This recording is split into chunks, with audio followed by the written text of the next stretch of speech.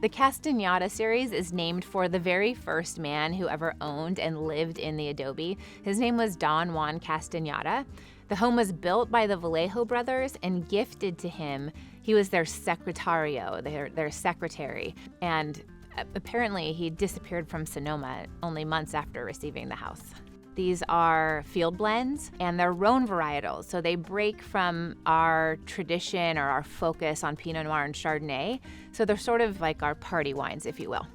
The Casteñada series is a really special, fun, sort of different series of wines for us. It's inspired by the Adobe, so it has sort of a historic flair to it in terms of the package that it's in, and even in the thought process of making those wines, it's a nod to the history of winemaking. They really are an homage to the Adobe and the history of Sonoma, which is very closely tied to the history of winemaking in the state of California. Sonoma is the first town where a commercial winery was, and it was all around the same time as the Adobe was built in the 1840s. I love the Casteñada bottle, the actual bottle.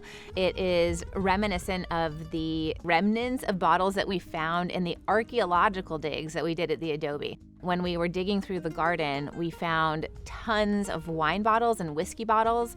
And so when we were thinking about this line of wine and the connection to history, we wanted to choose a bottle that was as close to those bottles from the 1840s, 50s, and 60s as we could get.